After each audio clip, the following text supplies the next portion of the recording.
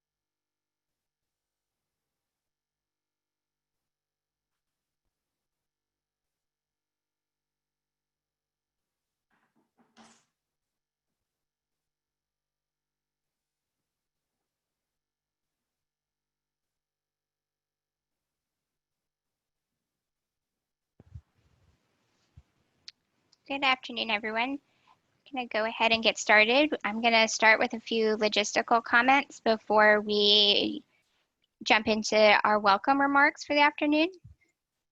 I want to welcome you all and thank you for joining the first ever RAD awardee virtual training hosted by the Department of Housing and Urban Development, Office of Recapitalization. Over the last week and today and tomorrow, we'll hear from several experts in the RAD field, both internally at HUD and external experts as well. My name is Christina Payam-Smith, and I'm your host today, along with my other colleague at Enterprise, Kayla Prendergast. All participants are muted upon entry. For any technical assistance, please send us a message in the chat box or email, call the contact listed on the screen. As you know, this training is taking place over 5 sessions spread out over the next 2 weeks. Each day will cover various RAD topics and include panel sessions from PHAs that have been through the process and others. Throughout each session, we will have a virtual advice booth that you can join at any point during the day and talk to RAD experts about specific questions that you may have. For the best viewing experience, we recommend that you switch your view in the upper right-hand corner to speaker view. This way, the screen is focused on whichever presenter is speaking at one time. We have reserved time in each of these presentations for questions. And now I want to share with you the ways that you can ask questions. You can submit questions using the Q&A feature, and our presenters will respond to your questions as they can throughout the presentation. Click on the Q&A icon along the bottom of your screen and then submit your question. You can also simply type your question in the chat box and send it to our co-host for the day, Kayla. She'll be monitoring the chat box and will read all questions aloud in the order received. If you'd like to be unmuted to ask your question aloud to the group, simply send a message in the chat box asking Kayla to unmute your line, and we'll do so in the order of questions received. All materials needed for today's sessions have been posted on the RAD resource desk and can be accessed there. You'll also find Zoom troubleshooting information as well as links to access the advice booth. Finally, at the end of today's session, we'll be hosting coffee breaks for those PHAs that signed up in advance with specific questions they would like to discuss. For those PHAs, you'll need the coffee break Zoom meeting link, which can be found on the resource desk and is sent around each day. Today's webinar is being recorded and will be available on the RAD resource desk. Immediately following the webinar, you will receive an invitation to complete a survey on today's webinar, and we ask you that complete this with any feedback that you might have for us. With that, I'll pass it over to Bennett Hilly to kick us off for the day. Thank you, Christina. Thank you, everyone. Welcome to day 4 of the RAD awardee training. My name is Bennett Hilly, and I'm the new Deputy Director of the Office of Recapitalization. Very new, actually. Today is my 2nd day on the job, so I'm really looking forward to today's sessions and learning alongside all of you. Last week, we focused on conversion strategies, developing a financing plan, and setting up appropriate legal entities for your transaction. Today, we'll be discussing resident engagement and resident rights, as well as later on in the afternoon, a discussion on RAD and Section 18 blends. Just a few reminders, and these are just repeats of what Christina referenced earlier, but remember that the advice booth is open all day today. If you want to join, you can access it from the links in your conference emails. And just remember too, to take advantage of the coffee breaks. The one today is fully booked, but if you're interested, there are available slots tomorrow to speak with RAD staff, HUD staff on your particular transaction and your specific project. So just sign up either by sending Michaela Miller an email with Enterprise or by filling out the box at the bottom of your survey after today. And just wanted to say, really excited about today, and thank you for joining us.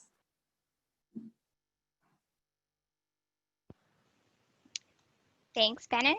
So with that, we'll move to the first session, which will be led by Tayi on resident engagement and resident rights. I'm going to stop sharing my screen, and Tayi, feel free to bring up your PowerPoint. Great, thank you. We good? Can you see okay? Yep. Great.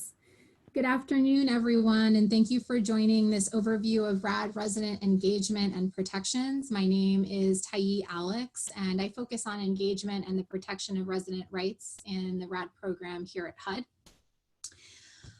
Engagement with residents and ensuring that their rights are protected is a very important component to the RAD process, as it includes required notice and the protection of rights that are designed to maintain and expand on existing public housing rights.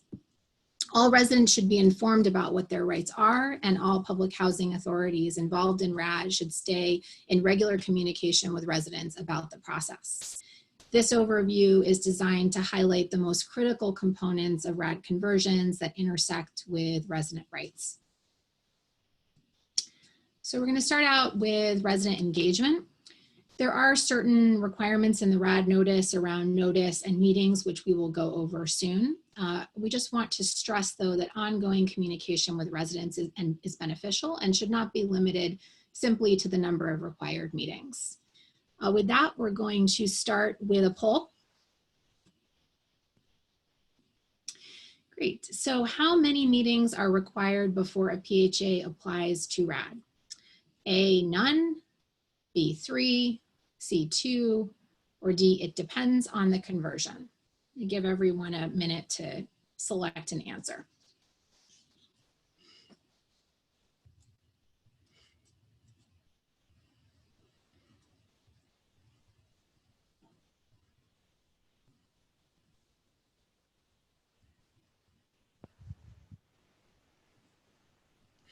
We have almost 60% of attendees have answered already, so we'll close the poll in about 5 seconds.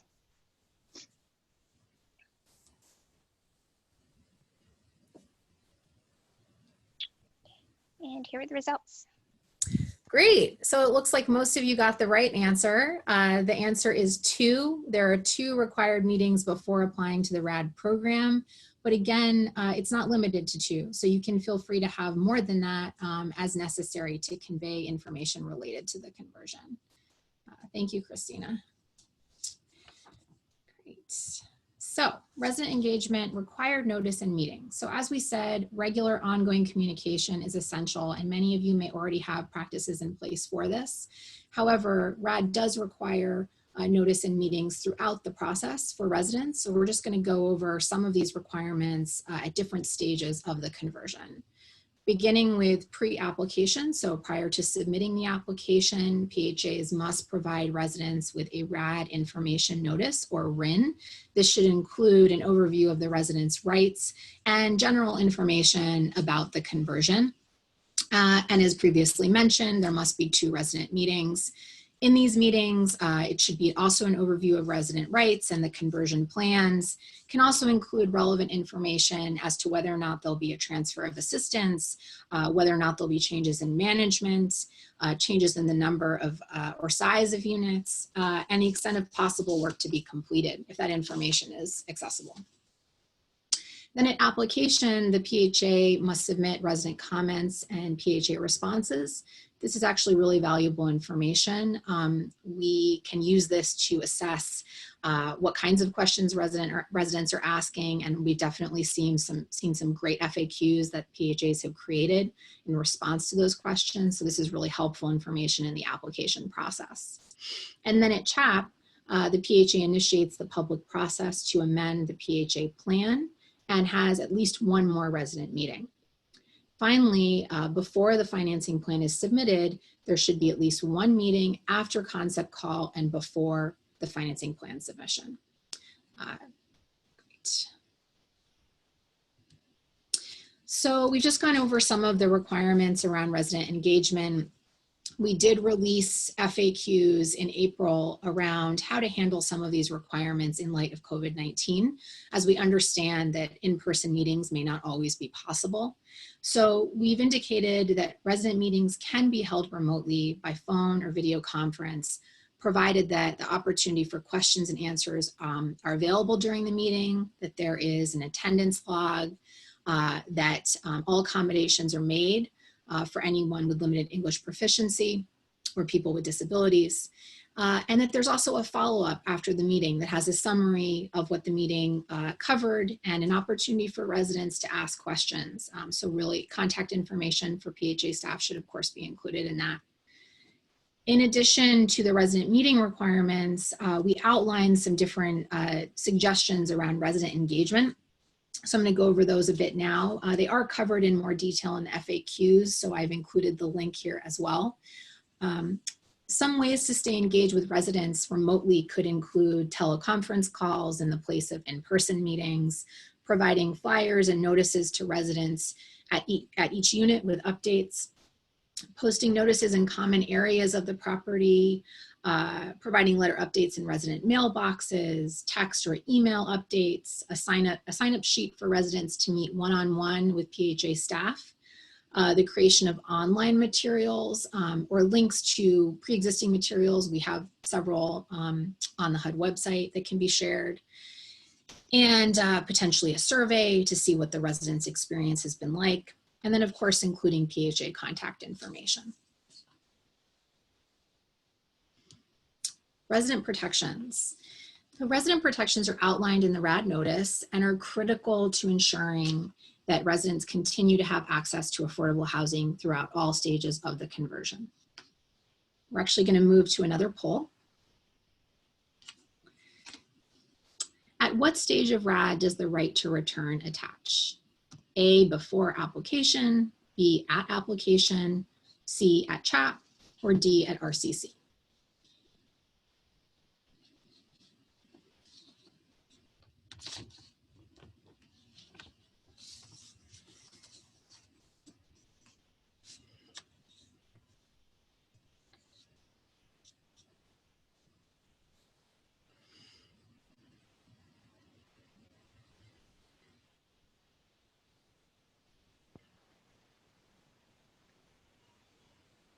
See, quite a few have responded to the poll already, so we'll close in about 5 seconds.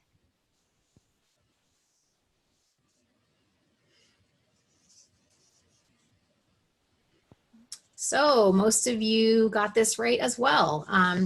The answer is at CHAP. So residents in occupancy at the time of CHAP will have a right to return, but just a note that residents who move in after CHAP but before conversion will also have the right to return. Great. Thank you, Christina. Okay. Right to remain and right to return. So most conversions actually may not entail relocation, which means that residents will actually remain in their homes. If there will be relocation, one of the most essential resident rights in RAD is the right of return. So this means that in the event of relocation, the resident will have a right to return to a unit, properly sized unit at the property. It may not be the original unit, but they will have a right to return to a unit that meets their family's needs. The important thing to remember here is that no resident may be permanently or involuntarily displaced. So this right really underscores a lot of other things that we're going to discuss here.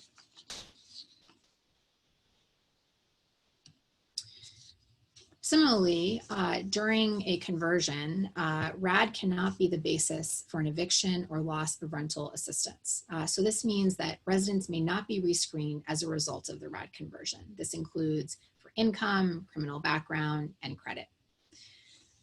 Following the conversion, residents will be protected by standard Section 8 lease requirements related to tenancy. So important to note, a conversion under RAD cannot be the basis for an eviction or loss of rental assistance. Just want to reiterate that. Relocation. So as I mentioned before, relocation in RAD conversions is not common, but if it's necessary for repairs to be completed, a resident may need to be relocated to temporary housing. The relocation, this is important to remember, cannot begin until HUD approves the financing plan and issues the RAD conversion commitment, or the RCC. So this timing is really key to remember. Before a PHA can proceed with relocation plans, they must provide residents with a general information notice, or GIN, which must include an overview of resident rights and their rights under the URA, or the Uniform Relocation Assistance and Real Property Acquisition Policies Act, is the longer version of URA, and also information regarding a resident's right to return, relocation assistance, and displacement. If the resident will be relocated, they must be notified at least 90 days in advance, and their temporary housing must be affordable, decent, safe, and sanitary. Residents will also be reimbursed for out-of-pocket expenses incurred during the relocation, which could include moving expenses, increased housing costs, and meals if the unit does not have cooking facilities. If the relocation extends beyond 12 months, the resident is considered displaced for the purposes of the URA protections, and so this could include permanent relocation assistance. Final point, while it's a good practice to maintain a resident log generally, it's required for relocation and it must be provided to HUD upon request. Alternative housing options. So while residents have the right to return, there may be situations where they choose voluntarily to relocate, and they could be provided with alternative housing options such as vouchers, homeownership opportunities, and so on. What's important to remember for this, though, is that it has to be voluntary and there must be written consent. So some of the criteria around this consent is that it's A, informed, so it's written notification with counseling. It's voluntary, there cannot be pressure for the resident to move, and they have to be given ample time to make this decision, so at least 30 days.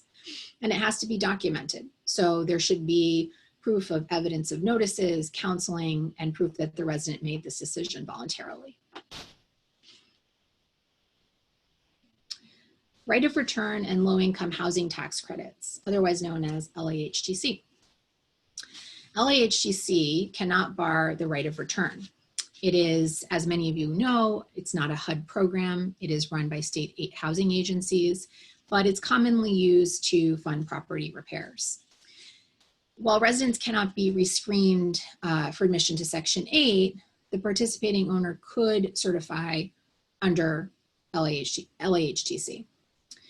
However, the resident retains the right to return. So ways around this could be that the unit can be excluded from LIHTC and remain affordable, or potentially the resident may choose voluntarily to move elsewhere. But if a resident is considered over income for low-income housing tax credit, it does not bar their right to return to the property. Post-conversion resident rents. So resident rents remain affordable after conversion. This may be a common question that comes up on the part of residents, which is understandable. And under Section 8 programs, residents pay 30% of their adjusted gross income in rent, which is mostly true for public housing residents, except those paying a flat rent. If the tenant rent would increase by more than greater of 10% or $25 per month, the rent increase will be phased in over 3 or 5 years. Resident self-sufficiency programs. So there's a lot of details around these various programs. We're kind of going over this in very broad strokes. I would say if you have follow-up questions, there's some really good resources on this that we can provide. So feel free to reach out to us directly. But we wanted to cover this in general. That residents can continue to participate in self-sufficiency programs that the PHA may be operating, including FSS, which will continue through at least the current grant period. The ROS program also will continue through the grant period. The earned income disregard, which enrolled residents can continue to benefit from. And in the Jobs Plus program, residents involved in the EID component of Jobs Plus will continue to be eligible post-conversion, but all residents can continue to utilize the services. Section 3 and RAD. The Section 3 program requires that recipients of certain HUD financial assistance provide training, employment, contracting, and other economic opportunities to low and very low income individuals. So as this relates to RAD, as it requires that any rehab or construction performed as a part of RAD conversion is subject to these requirements. PHAs must also take proactive steps around hiring and contract awards. And there must be preference for hiring opportunities to public housing and Section 8 residents.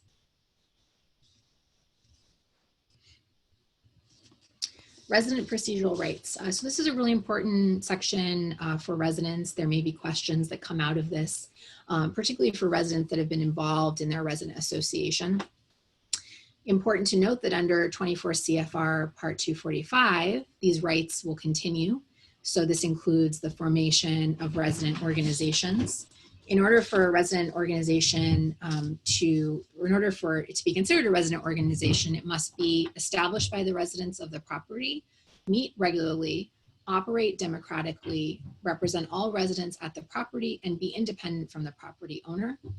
245 also safeguards organizing activities, meeting space, resident organizers, and canvassing. It also ensures under the resident procedural rights that resident participation funding is guaranteed at $25 per unit per year. So with at least $15 of this amount going directly to resident participation activities, and then $10 of it to pay for costs to administer resident participation activities if needed. This also includes grievance and termination procedures consistent with public housing requirements, and those must be incorporated into the resident lease. Choice mobility. So this is a new right that's not previously available to public housing residents. It's something that is available through RAD. If a resident needs to move for any reason, personal or otherwise, they can take advantage of this option in most circumstances. Key thing to remember again, it's voluntary, never mandatory, and it's really important that PHAs prior to closing notify residents of this opportunity so that residents can make an informed decision. It's slightly different for the types of conversions. So in the case of project-based voucher or PBV conversions, residents can request a voucher after 1 year of residency. And for project-based rental assistance or PBRA conversions, the request can happen after 2 years of residency.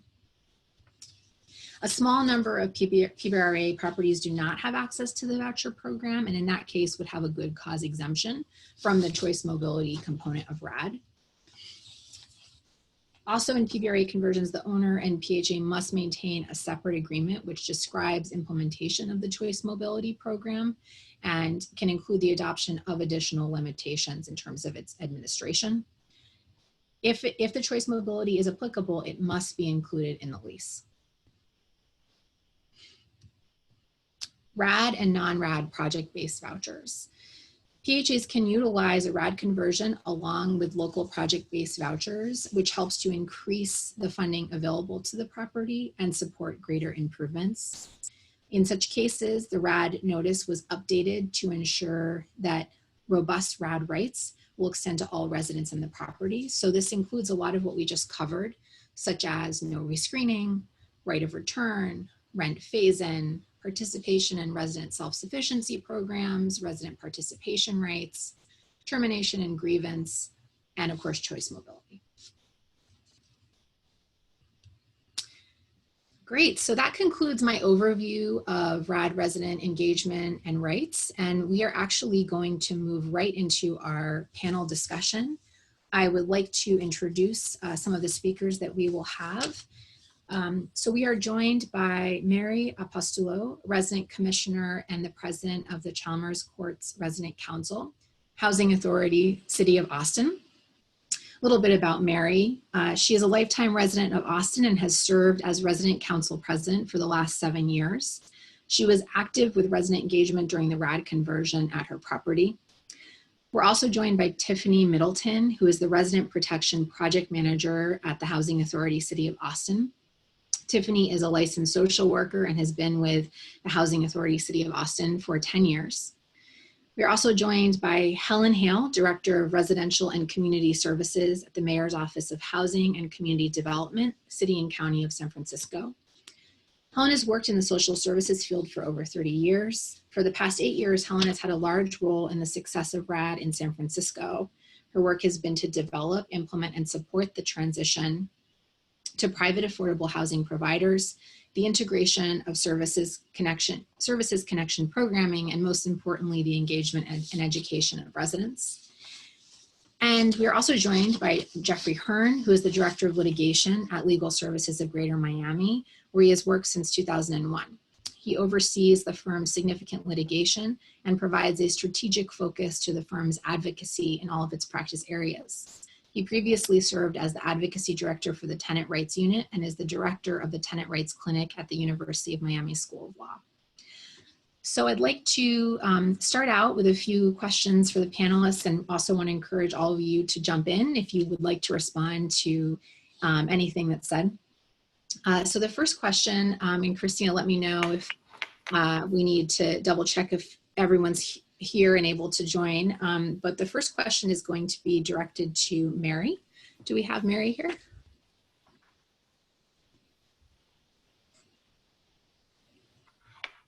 Hi, Mary. I see your video. Can you confirm that you're able to hear us?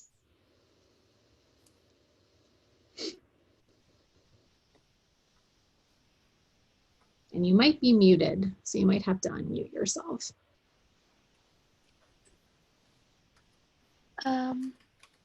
Okay, Taia, maybe just move on to the next question. Yeah, for no now. problem. Yeah, so I'd like to then direct the question to Jeff. How can residents be proactively involved in the early stages of RAD, and how can PHAs support them? Well, I'll talk a little bit about the group that I worked with, a resident council here in Miami. It was a property that ultimately didn't end up being RAD, but there was lots of community engagement. The resident council, made sure that they showed up at every commission meeting. In Miami, our PHA is our county commission. So the residents made sure they found out about every meeting, went to every single meeting, and started to engage with the housing authority early. I will say that from my client's point of view, it's really important that engagement starts early, and that it's more than just inputting and reporting to residents about what's going to be done, but that they're involved from the very beginning, so that they can really engage with the housing authority about what the plans are for their community. Great, thank you. I'd actually like to direct this question to Tiffany. Tiffany, are you on the line? Yes. Great. So how would you say, from your lens, from the perspective, from your role, how would you say that residents can be involved early on in RAD, and what are some strategies that you think were helpful that you observed along the way? I think what was really important is that we started to educate residents very early on, like what is RAD, what are the different types of funding platforms that we have already that exist, and then really engaging them in terms of not only giving them this information, but the Q&A. So what did you get out of that, and knowing that they actually retain that information before we could move forward to the next step. We also did lots of cheerleading. So again, just like the gentleman said, we, residents were going to City Hall with us. We had whole campaigns happening where they would even, take it upon themselves to create signs, and we would get T-shirts and just make it a whole celebration about the changes that we wanted to see happen. And so just moving throughout that process, once residents were really educated on what RAD is and how it's going to be beneficial, and not necessarily just chunking it down their throats to make them feel like it's going to be beneficial, but really letting them see what the differences are, why this is necessary, what things did they not like about that process, and really coming to a mutual agreement was one of the ways that residents really did take an active role, even in creating some of the language that we would use to advocate for this new process. Oh, that's wonderful. And did you find during that mutual process, did you find that residents were involved in helping to get the word out and helping to engage with other residents? Yes, we really did have we work with our residents in partnership. So it's not agency and residents that's getting served. It's our community that we are making a difference in. And so I think, I don't know if Mary is on the line, but she can talk about how, we would have small group meetings, and out of those small group meetings, ambassadors sort of just evolved. And so they would talk to the different members of their community that they probably had more contact with, or just more in common with, that they could hear different messages from them. And then we would come back to the smaller group and talk about what the larger groups were having conversations about. And then that was just a great way to build rapport, because I know, for instance, like with a lot of our communities, there was just like a lot of mistrust. So this was an opportunity to actually build the trust that was necessary for this process to move forward as well. That's great. Thank you for sharing, both of you. And do we have Mary on the line yet? And I can loop her into this conversation as well. Hi, Mary. Can you confirm that you can hear us?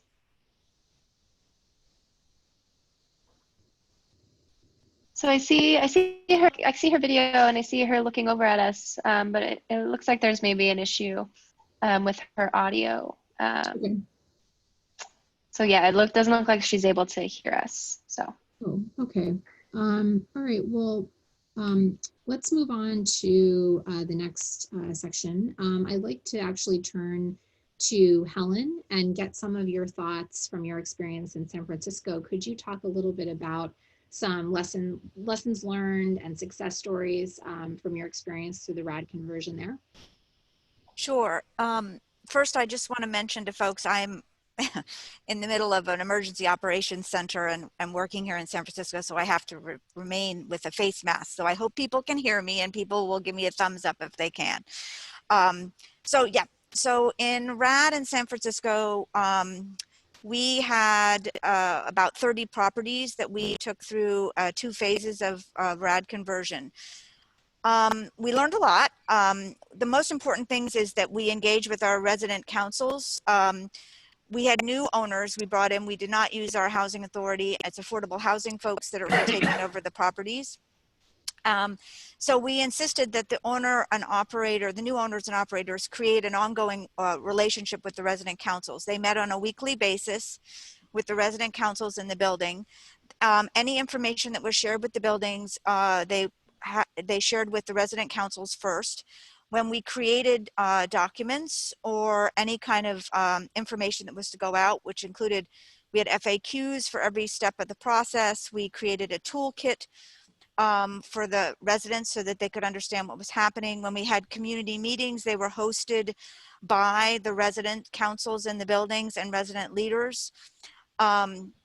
We worked very hard to make sure that the language and the understanding of what was happening was presented in a way that residents could really ask questions and that it could evolve over the period of time of a good year prior to the actual conversion, so that we could make changes and be nimble enough to move as we went through the process.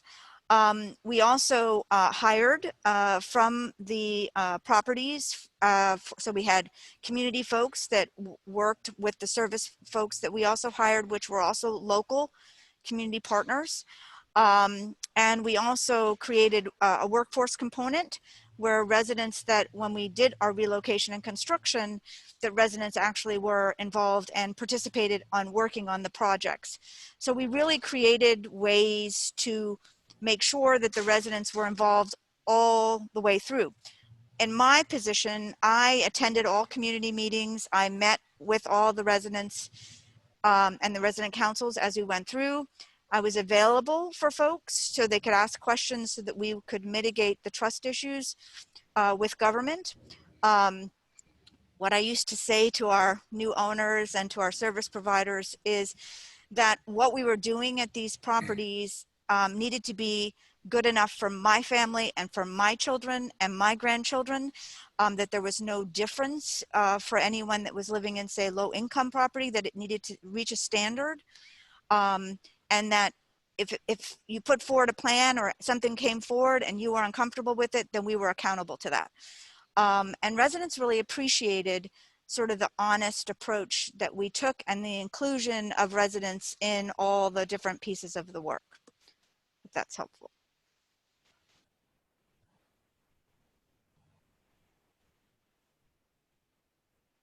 unmute myself. Thank you so much, Helen. That's a great overview of the work that you did, and I really liked hearing about the community engagement. And I know you touched on this a bit, but how would you say that you worked with the various stakeholders? So I know you mentioned the residents and the resident councils or resident associations, and what about the advocates and community organizers? What recommendations would you have for PHAs that are new to RAD in engaging with other stakeholders in the community? So San Francisco, so we had created a roundtable which included our legal advocates, community-based organizations, and they were included in all processes as we move forward. When we put out an RFQ to get affordable housing folks, we required that the new owners be folks that have done business in San Francisco, were nonprofits, and were connected to the neighborhoods that they were going to work in. That the service providers that were being brought in as a partner were also neighborhood-based and part of the community and had experience working with those populations. And then the legal advocates were at the table along with our PHA and our department and other city departments that were connected. The other piece that was vitally important is we created what was called RAD working groups, where both owners, city departments, the residents themselves, the service providers all sat, and we created systems to talk about tenant engagement and what would be the strategy going forward. The workforce component of it, the services component, the lease, the RAD lease and house rules, how we were going to do any kind of vacancy or and how we were going to manage lease up, how we were going to, so each piece of the pie had a working group attached to it that had resident voices in it, but all the different partners at the table where we talked about how do we create a system that raises resident voice, that meets whatever are the requirements for HUD or state or local components of it. And then how do we communicate those things? How do we honestly talk about what the challenges are and what relocation was going to look like? Relocation was squarely under my purview. And we really created a system that was very accountable to residents and that people were treated with dignity and respect. And there weren't out-of-pocket expenses, all the different things that were required, but we really held those things up. But those working groups, I have to say, having working groups where we tried to anticipate things in advance were super helpful in when we actually had to step forward and implement. And so we learned as we went along. That's great. Thank you so much. And Jeff, I know from the very kind of early pre-stages of RAD, what kind of recommendations would you have for other PHAs around working with so resident leaders, resident associations, and other stakeholders in the community? Well, I have to say, going after Helen, that's very impressive, the work that they've done out there. So we're not quite as far along. You know, and sort of going back to something that was said earlier, you know, I think you're going to have amongst the residents, you're going to have different views of what's going to happen and what they expect. I think one thing that's really important is to not devalue the residents who are afraid about what's about to happen. We've had, and you've got to know your community's history.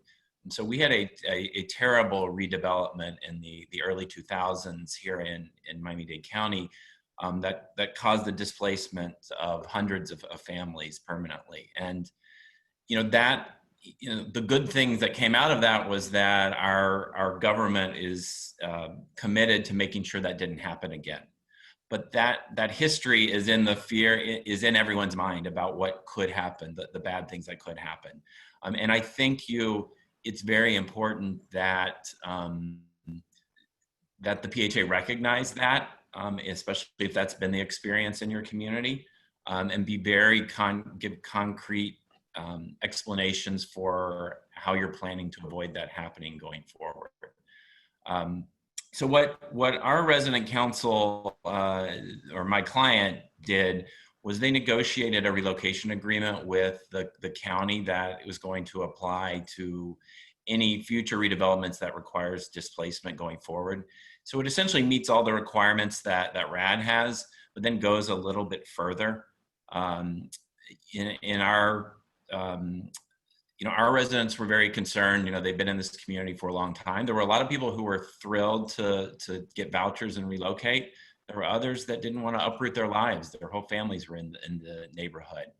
And they were fearful they wouldn't be able to use vouchers in the neighborhood nearby. So ultimately, there was vouchers were offered to most families, but if available, public housing units would also be made available. There would also be all the relocation costs would be covered. We have a really tight rental market here, so as long as the family continues to look for rental assistance, the vouchers would not expire. And our county committed to paying relocation, moving costs, application costs for any future moves as well, to try to minimize all of the potential consequences to the family. So, it was an ongoing process, and it helped that we had a very strong resident council at that site, and trying to get the residents engaged as early as possible, and have that real dialogue like what Helen's talking about, I think is key to having it be a success. That's great. Thank you so much. So Kayla and Christina, do we know if Mary was able to join? So it looks like she had a weak connection, and so she dropped off. We're gonna see if we can try and get her back on, but we'll keep you posted. Great, thank you so much. So Tiffany, sort of in line with what Helen and Jeff were discussing, would you be able to talk a little bit about, sort of from your experience, what were some of the primary concerns and questions that residents had throughout the RAD process? The primary concern was pretty much always, is my rent gonna increase? That was a pretty standard question that most residents had. Also because in Austin, we have a very rapidly gentrifying area. And so residents were also concerned that, people were possibly gonna come in and take over our units for higher rent, because we also started to layer it with tax credits and other types of funding. So they were really nervous about whether or not they were going to be displaced just because of the gentrification that they are seeing, and then whether or not their rents would go up. And then also, if they did have to move, how far out would they have to move? We were sort of fortunate in terms of we were able to, like, for instance, where Mary lives, since she would be here and talking about this, we were actually able to build a new property right across the street from where their original property is. And so those residents actually were able to receive vouchers because it's a totally tax credit property, but they received vouchers and had the opportunity to choose to move there rather than be displaced out of their communities. Of course, other people chose to take the vouchers and go into different areas. And even then, there was a lot of fear about going into the private market and dealing with private landlords, which many of them had not done before. Some of them, like, moving into housing was, the first time that they had housing, and they'd been living in housing for many, many years. And so to actually deal with a private landlord was a huge source of anxiety for lots of people. And so we even had to continue supports around those residents who did go out, because it's different, because on property, you have all of those supports that you need in place. Whereas in the private market, you're kind of on your own, other than the fact that we help pay rent. Those were the biggest concerns that I can recall. And then, of course, the basic, who's gonna pay for my move, and who's gonna, pay for me to, transfer all of my utilities. And so even with those sort of issues, we made sure to ensure that the resident didn't have a whole lot of disruption in their daily life. So we had partnerships with a lot of the city agencies as well that, when we needed to do transfers, then they just did a whole, batch of transfers for us. We didn't want to pay, those new reconnection fees. And so the city would work with us so that we wouldn't have to do that. And so it wouldn't be a cost that would have to, that the resident would incur either. And it also helped us as well because we want to be good stewards. So hopefully that answered that question. Yes, that's very helpful.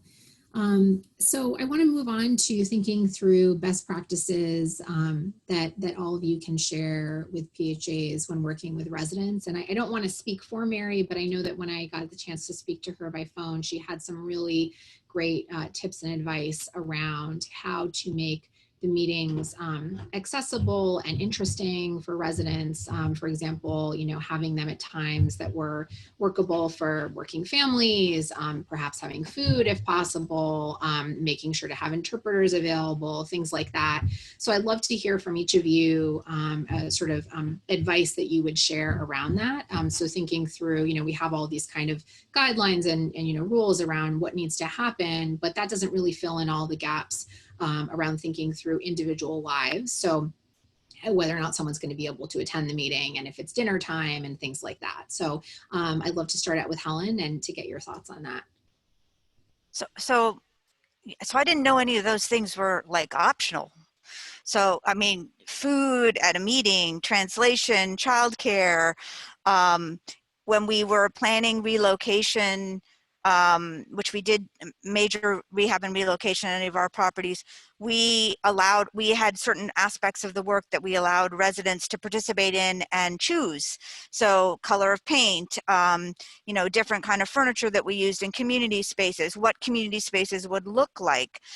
So we tried to create lots of opportunities where the tenants participated in the process and were part of the design of the things that we were going to be able to do, which I think is really important. The other thing is that we included residents in some of the hiring of staff that were going to be used at the property, and when possible, because these were conversions from PHA public housing, staff that were given an opportunity that were housing authority staff to actually join the teams that would be in the building, so that there would be some consistency of some staffing from the PHA to the new owner. We also made sure that there was the service folks. We brought services folks and the new owner's staff on prior to conversion, which the city paid for, to be able to make sure that there was a transition period of time where they had the staff they normally had for a while and got used to and met the new staff that were going to be working with them. Because as several of my panelists have mentioned, which we have layered tax credits as well, there are processes that seem redundant. And that tenants don't completely understand why they're doing things slightly differently when the question seems similar to public housing, but not quite the same. And tenants have a perception of when they pay a certain amount of rent that what they're paying currently is exactly the amount of rent, and forgetting that their income may change and that 30% of their income may change their rent slightly. And so being very honest and upfront about what is happening and taking the individual time to get to know the owners and the new providers was really important. And that meant door knocking, going by, introducing themselves. It meant maintenance staff introducing themselves. It talked through what the processes were. So from my philosophy, I really feel like relationship building is like the bastion that is how things will work well. If you don't do that, or you make a misstep in that, then the trust issues come back up. And that was a really important part of the work. And it was something that we required our owners to sign on to initially before we even got into contract with them, that this is how they would sort of function on a day-to-day basis.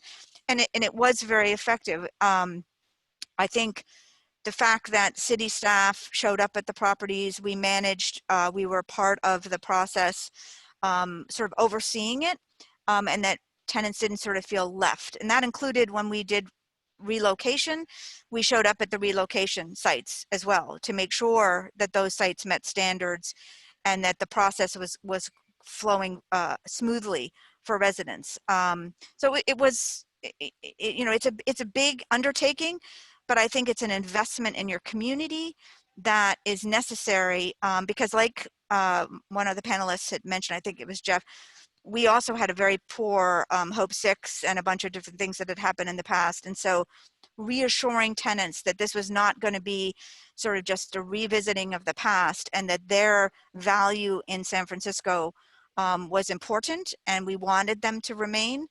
You know, it was important to us to hold that high.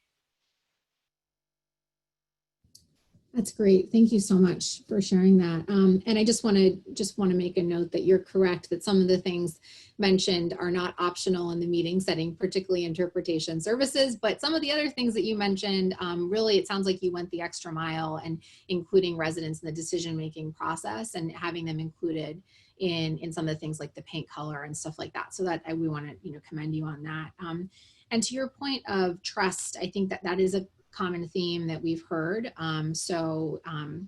But, in the landlord-tenant relationship and particularly in the public housing sphere. And I'd love to hear your thoughts, Jeff, around that, some techniques that you might recommend to mitigate those potential trust issues that residents might have.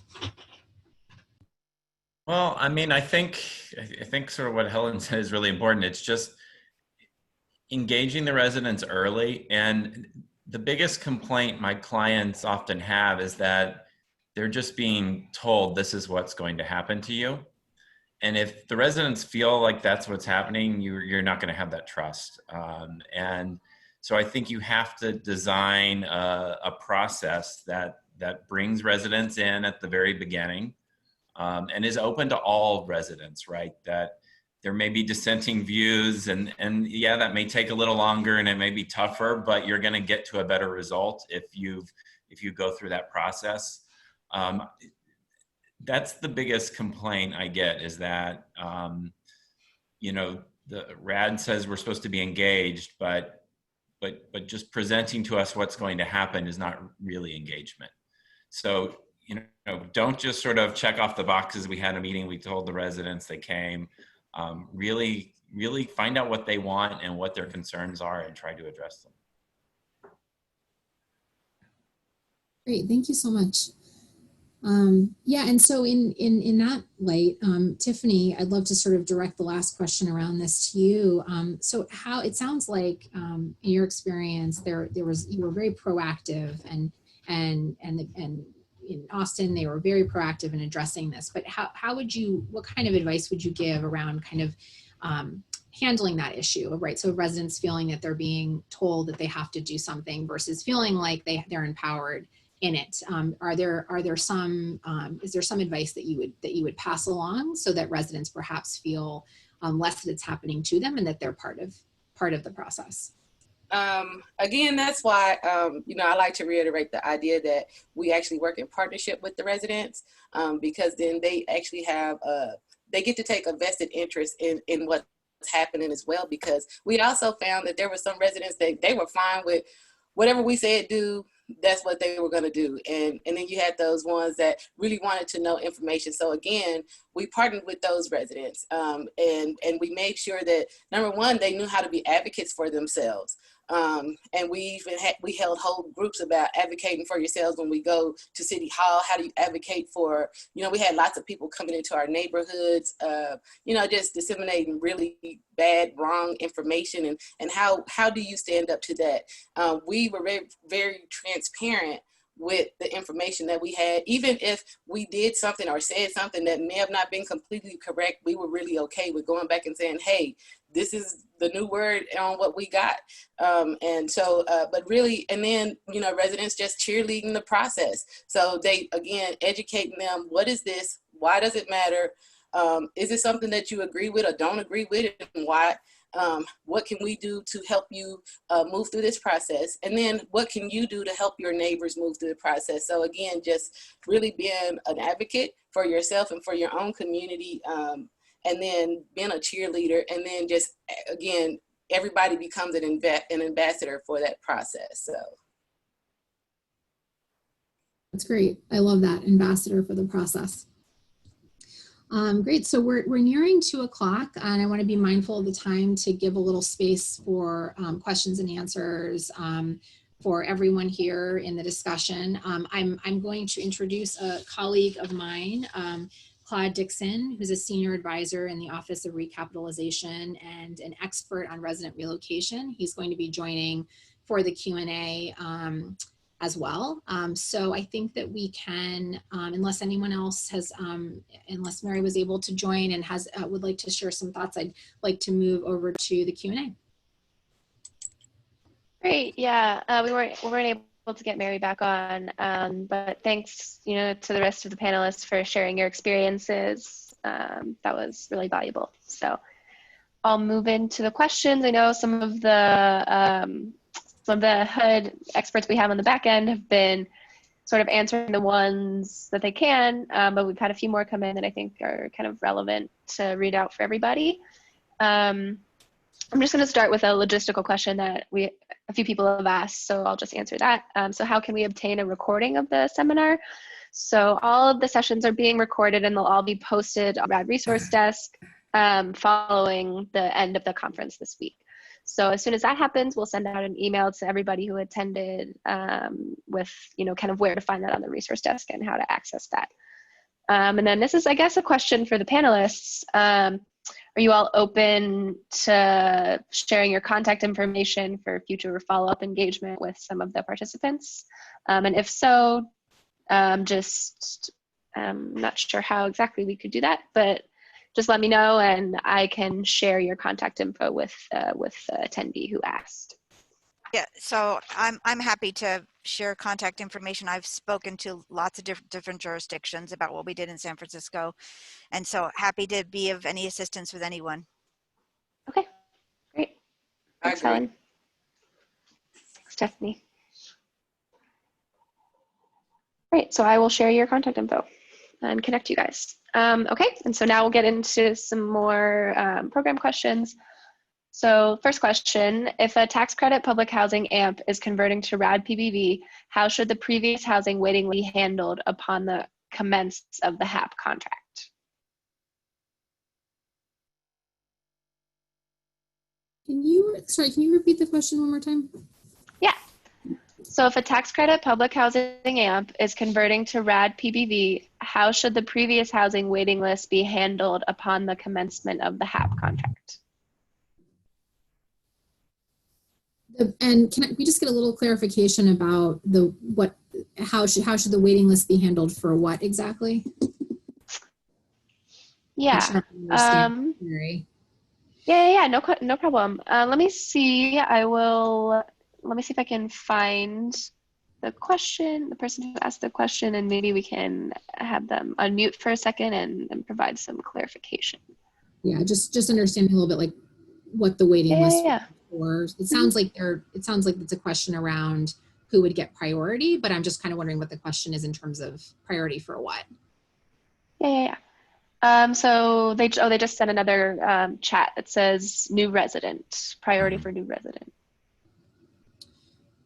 New residents to the property who were there during the conversion, or? I think Oh, sorry, go ahead, Claude. Sure. I think what's being asked is there's often a waiting list in public housing for residency and public housing projects. And I think this person is asking whether the waiting list would change once the project converts. I see. So another follow-up came in from this person. The new resident will go from Section 8, but there were others that applied as public housing. Right.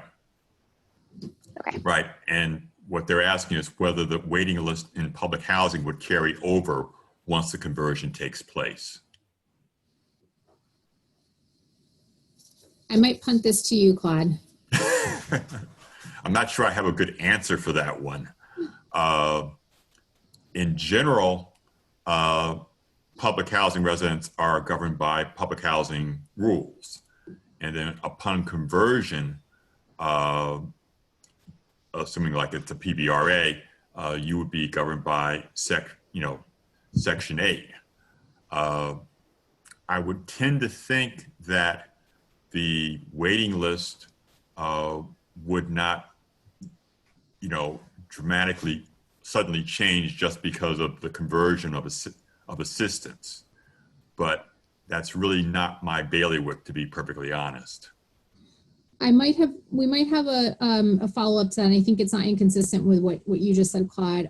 So if there is a current site-based waiting list, that waiting list could be transferred to a site-based PVV waiting list if the PHA establishes one. If the PHA does not establish a site-based PVV waiting list, then those families would be given the opportunity to be merged into the PHA's voucher-wide waiting list. Yeah. So that's what we did at San Francisco. That we merged it in. And so this was an area that was a big deal in San Francisco, and we had to talk about this because we created site-based waiting lists. But we gave our public housing folks notification and asked if they would like to apply to specific properties and then applied them to the properties. But this was an area where we spent quite a bit of time sort of reaching out to folks, many of whom their contact information needed to be updated. So we gave people an opportunity to update that before they got on it. But this was an issue that came up in San Francisco for sure. Great, thank you. Okay, great. So next question, can residents be temporarily relocated into LIHTC units? My understanding is that yes, they can be. I know that's not a very long answer, but the short answer is yes. Providing the other requirements apply, so that it's the properly sized unit, all proper accommodations are taken into account, and any other potential specific issues to that family, then yes, it is permissible. Okay, great, thanks. Next question, over-income residents and units not eligible for LIHTC can cause issues with investors. What options are there to be offered to residents? So we talked a little bit about that before. One option is that unit would not be included in the LIHTC funding. Another option is that the residents could potentially voluntarily choose to move, but if they're over income, they cannot be barred from the right to return. So that's something important to keep in mind in looking at other potential options. Yeah, they would have to offer options such that the resident would be voluntarily willing to relinquish their right to return. Okay, great. So this next question is another sort of long one. So, feel free to ask me to read again or clarify if we need. So the main question is, what if you are not relocating out of the complex? We are rehabbing and have residents moving into rehabbed units. Some still want to stay in their apartment, not to move into a different unit. If they are willing to live with family instead of moving into another unit, do we still have to pay for relocation and storage, etc., so that they can come back into their original apartment? Claude, do you want to take this one? Yeah. First of all, moves within the same building or complex of buildings is not considered relocation. So if you have renovations where, for example, you have a building, say a multi-story residential complex where you're moving people to vacant units within the building, that's generally not considered relocation as long as you pay for moving costs. So if they are in the same building or complex of buildings, there would be no relocation technically.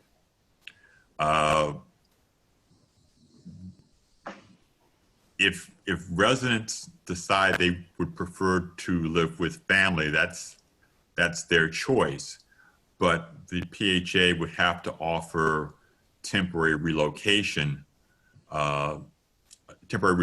unit appropriately sized if they so desire. Great, thank you, Claude. Yeah. Okay, great. Thanks. So we have 2 more questions, and I think plenty of time. So for all the attendees out there, any more questions, make sure to send them in now. Okay, so If the project pre-conversion was senior designated housing, would the designation follow post-conversion? Or would there be a senior preference instead of senior designation? I think that's up to the owner to decide how they want to designate the property. The issue for us, and then feel free to join in, Tai, is that we've had situations in the past, in fact, I'm dealing with one right now, where PHAs have changed the designation of the project to say seniors, and not everyone can return to the project once that designation has been made. And then you have an issue of right to return. Yeah, so yeah, just to follow up and reiterate, it must be a preference. Designations are not allowed in Section 8. Okay, thanks. So next question. Have any of the presenters or panelists held resident meetings during the pandemic? Can you talk a little bit about your experience? So I'm going to forever be doing RAD in San Francisco. So I currently have several RAD properties that are, one converted in, I want to say February, and one that is converting now. And so we have run some virtual meetings. We have ensured and made sure that resident councils had the equipment necessary. Part of what we're doing in RAD is also to make sure that there is internet connections, and that's part of one of the things that we're doing with the rehab and repair, but internet connection that is paid for by the owner in every one of the units so that everybody has access. But then we've also provided Chromebooks and other things to folks so that they can have the ability to get onto a virtual conference if necessary. At least the resident councils have that. And then we are deploying our services folks and property staff going door to door to the units, and through social distancing, providing flyers and information and answering questions for folks individually at each of the doors, and then recording questions that people have, and then providing minutes and translating those minutes to everybody so that they can know what other questions other folks have. Because as we know, that the advantage of a community meeting is that someone may ask a question that sparks someone else's question. And so you lose that ability if you can't have everybody on sort of a virtual. I'm very concerned that the virtual world will leave a lot of people out. And so that's why we're making the extra step of going door to door and having translators available to be able to engage with folks. It is more challenging. It's definitely more challenging, but I think it's really important to make sure that people don't feel abandoned and do feel like they have a connection to the folks that are going to be doing what's happening at the property.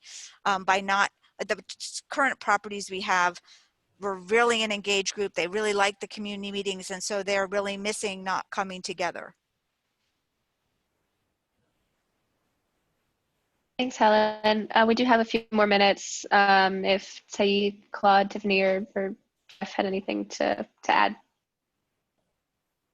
Yeah, I'd just love to hear if Tiffany or Jeff wanted to add anything about other techniques they've used for engaging with residents during the COVID-19 outbreak. Yeah, unfortunately, things have sort of slowed down. I know we're about to have some meetings coming up in the next few weeks. But I think it's just a challenge, right? The access to technology is a barrier for a lot of our clients accessing what other people can. So I think Helen's approach of going door to door is the best way to do it, and figuring out ways that can be done through the cell phone. At least for younger generations, that's okay.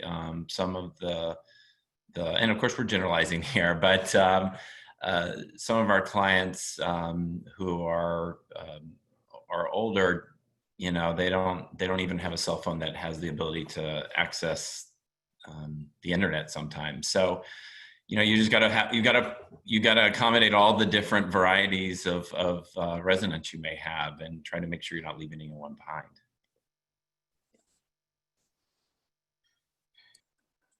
So at the Housing Authority of the City of Austin, we actually had already started a campaign for digital inclusion, where we were actually deploying devices for residents, whether it was a tablet, a computer, or even a smartphone. And then we also had community agencies that were supporting us in helping residents learn how to use those devices in the number of ways that we are now actually utilizing. And so we just actually had our first RAD meeting for one of our last properties out of the 19 that we are about to,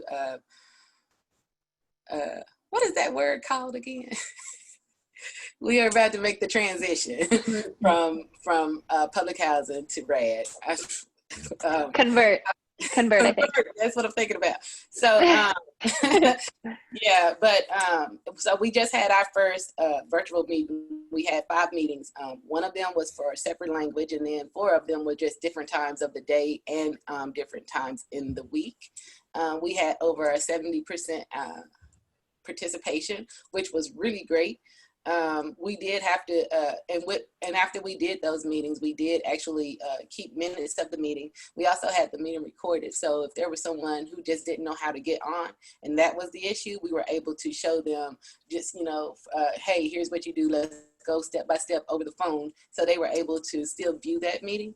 And then with those residents who weren't able to attend the meeting because they had some other sort of physical limitations, we actually held meetings outside of their window. So they stay in the bed and we'd sit outside the window and just, you know, give the information. And it was really great because there were other residents on the side of them who would step out the door and say, oh, what about this? And so, you know, just being as creative as you can and thinking completely outside of the box and nothing is nuts is just really making sure that people are able to get the information that's necessary for them. And I think just any way that happens, do it. Well, that's so great. Oh, yeah, great.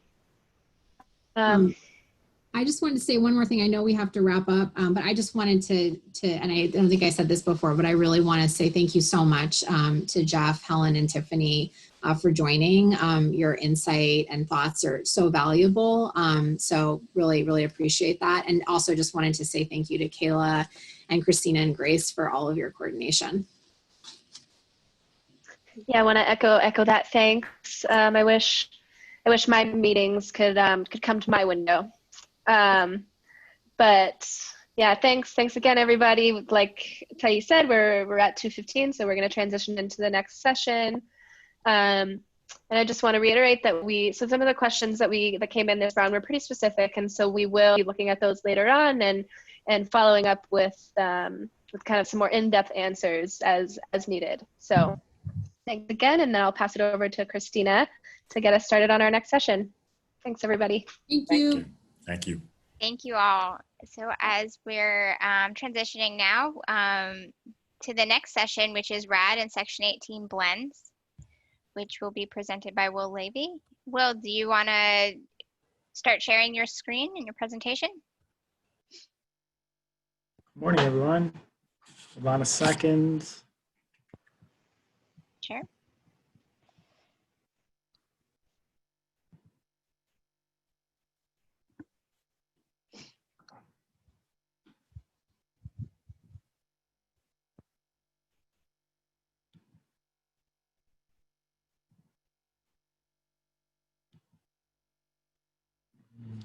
Okay.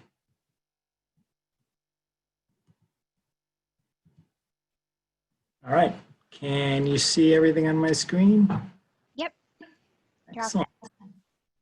Well, good afternoon, everyone. My name is Will Levy with the Office of Recapitalization. And this session is on RAD and Section 18 blends, mixing RAD with Section 18 and all the combinations that you may find there. So this is the basic structure of the section. We've obviously been focusing this entire training on RAD, but we'll do a little bit of background on what Section 18 is. I'll talk a little bit about how PHAs develop a portfolio strategy combining RAD and Section 18 generally as they think about repositioning their portfolio. And then we'll talk about specifically how to combine RAD and Section 18 at a project, and the specific blends that we have developed.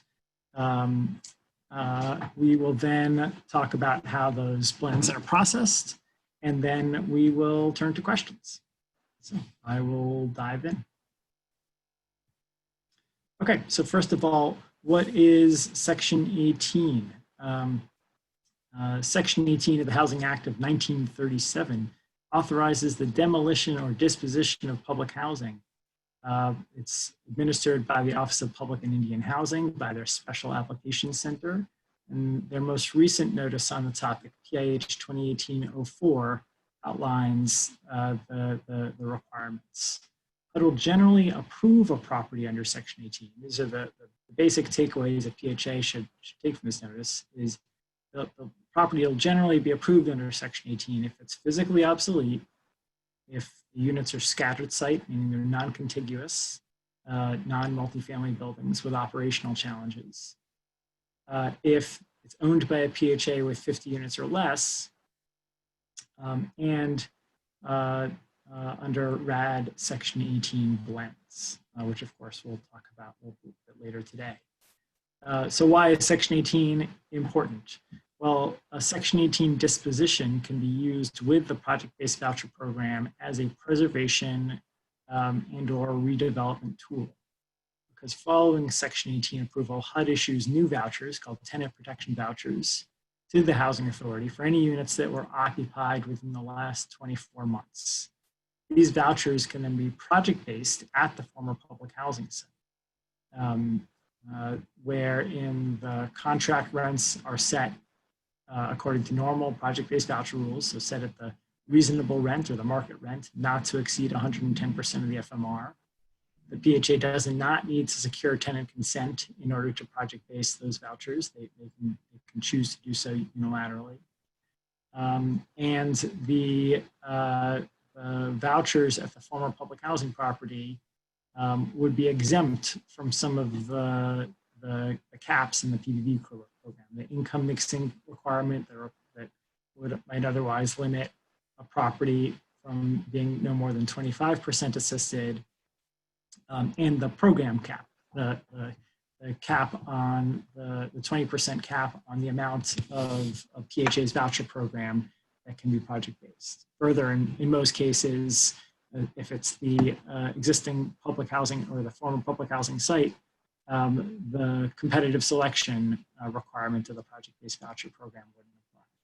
So in other words, if a property can achieve many of the same effects as it can through RAD by using the Section 18 program to dispose of a property to an affiliate, to an instrumentality, potentially into a tax credit partnership, and then request vouchers from HUD and project-base those vouchers at the site, achieving long-term preservation, stable Section 8 contract rents, and oftentimes higher revenue than they might be available under RAD.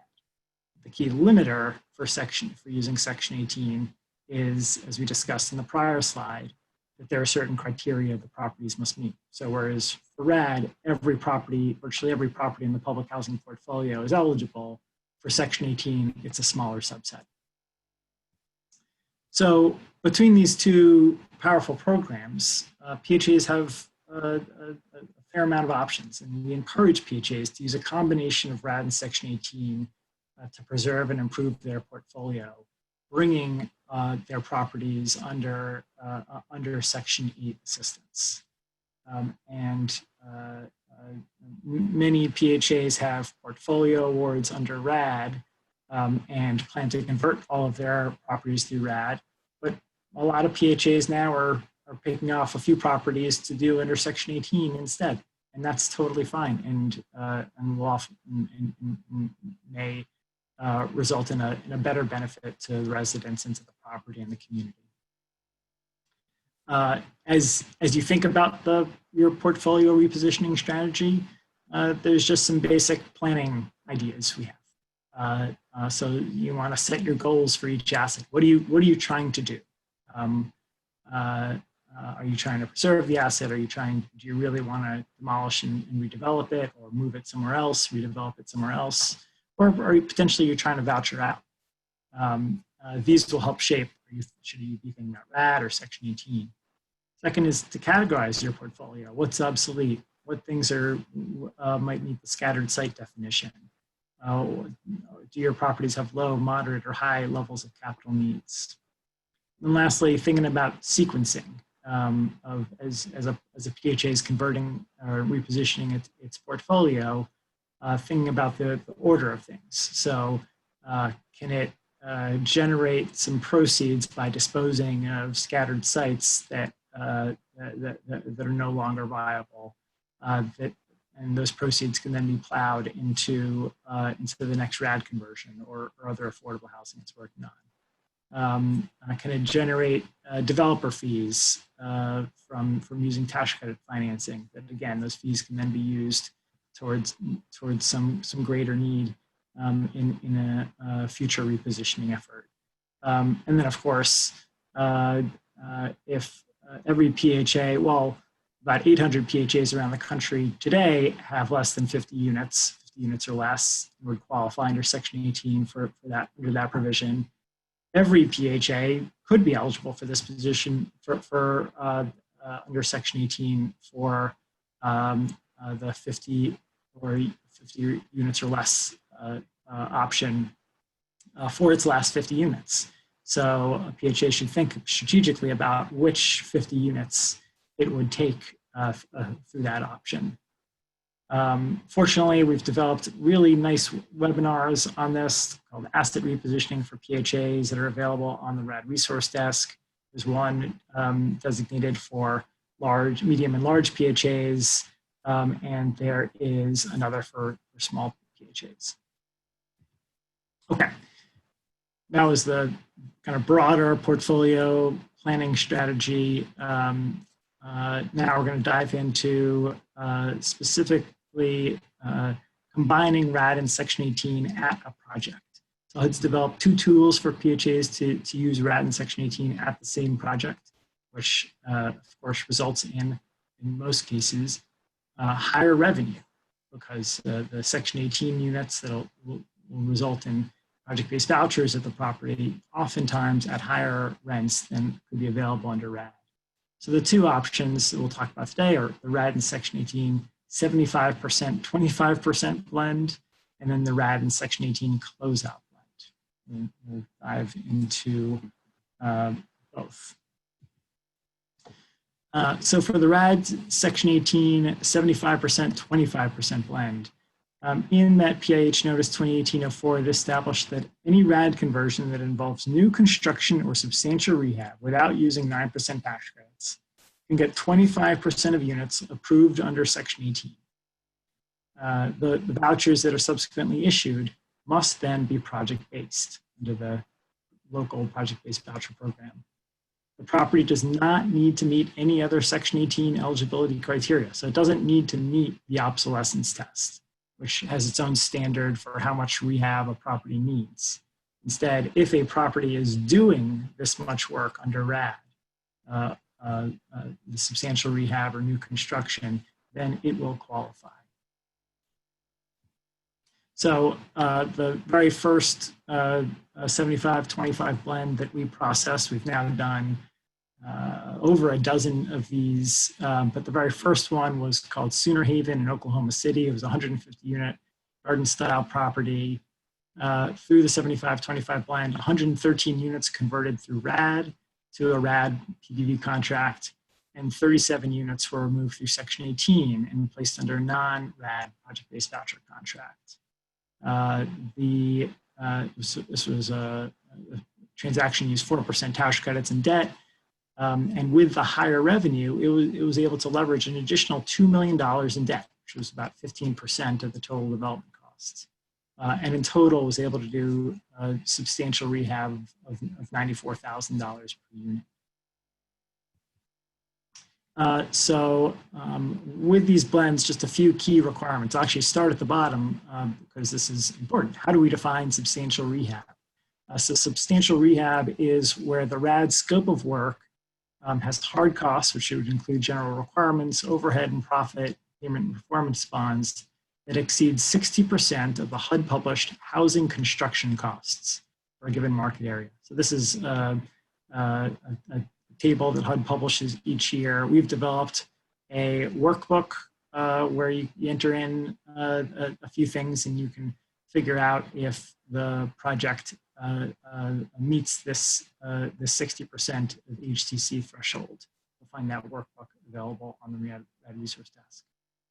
And then new construction is new construction. So anytime you're building new, regardless of the amount of work or the cost of that work, it qualifies under this blend. Back to the first few bullets. When you're doing this blend, the RAD de minimis reduction rule applies to the whole project. So under for any RAD conversion, there must be a substantial conversion of assistance, which means generally we don't allow a reduction of 5% or more of the assistance at the property. Most PHAs use far less than that, but that's the standard, the long established standard that applies to the whole project. You'll see consistent throughout this that our level of analysis, even though only part of the units are RAD and part of the units are Section 18, our level of analysis remains the whole project. It doesn't make sense for either you or us to look at it in a myopic, divided way. So that's consistent. You'll see that consistent throughout. All residents receive the same robust RAD rights and protections. As you just heard from Tai in the last section, whenever RAD is mixed with non-RAD project-based vouchers, residents in the non-RAD project-based vouchers benefit from the same set of RAD resident rights. So they have all the same relocation rights, right of return, and they can't be rescreened. The ongoing participation rights, choice mobility, all those things. There should not be a distinction between how one resident is treated versus another resident just because they happen to live in a unit that went through RAD versus Section 18. Then importantly, this is the third bullet. Again, sorry, I'm going out of order here, but the third bullet, the PHA can contribute public housing funds into the development budget. We have a proportionality test, but it generally hasn't been an issue that even though some of the units are not RAD, the public housing funds can still support the conversion. Moving now to the RAD Section 18 closeout blend. So this blend relies on the new provision in that notice PIH 2018-04 that allows a PHA to dispose of its remaining public housing ACC units through Section 18 if the PHA has 50 or fewer units. So already today, any PHA with 50 or fewer units ought to be thinking about that option under Section 18. But this closeout blend was developed for PHAs primarily, this is not exclusively, for PHAs with more than 50 units. So those PHAs have two options. One, they could remove other public housing units through RAD or Section 18 through another provision under Section 18 that they might qualify for until they have fewer units. So if PHA with 100 units and 2 properties could take a 50-unit property through RAD and then subsequently qualify for Section 18 for the last 50 units. Or we've developed this closeout blend. If the units are in the same project, the PHA can simultaneously convert enough units, enough public housing units through RAD that would result in the PHA having 50 or fewer units. And then utilize the 50 or fewer option under Section 18 in conjunction with the RAD conversion, rather than as a separate transaction. So as a simple example, a PHA has an 80-unit high-rise, that's the entirety of its public housing program. It could simultaneously convert 30 units through RAD and take 50 units through Section 18, all processed as one HUD transaction. Similarly, all residents, just like with the other blend, all residents receive the same robust RAD resident rights and protections.